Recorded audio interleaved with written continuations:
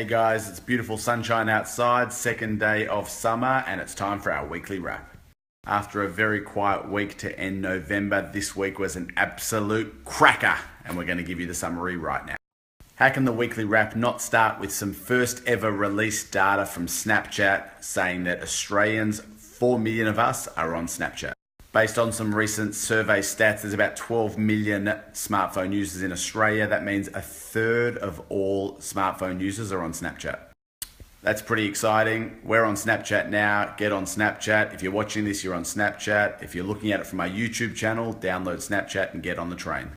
Last week I mentioned StartCon took place on Saturday and Sunday. There were a couple of awards at the end that I thought I'd make a quick mention of in today's Snap. It's worth mentioning that these awards were voted by people out there in the community, and I'm going to mention 3 of the winners today.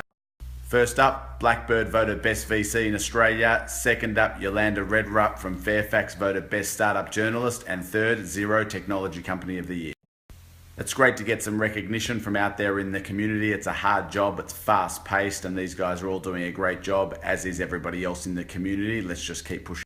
Throughout the year, Startup Vic have been running pitch nights down at Inspire 9 in Richmond. This week they did their final pitch night for 2016.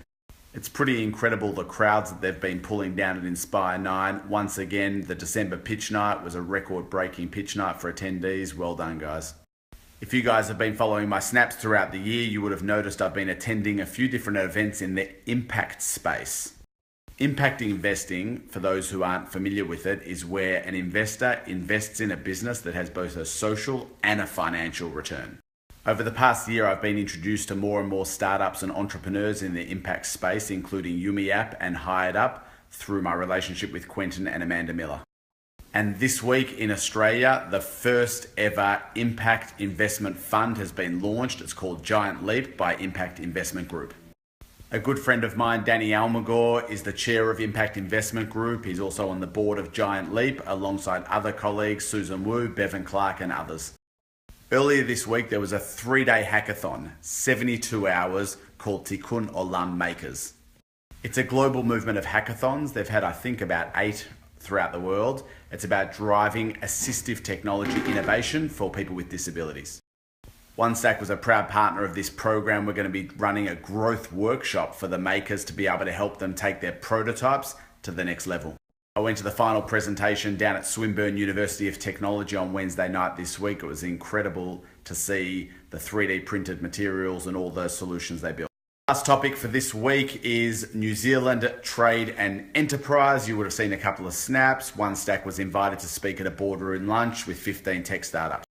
For those of you I know in person, you know I love the New Zealand tech scene. There's so much innovation going on out there. It was fantastic to be exposed to 15 amazing founders and businesses.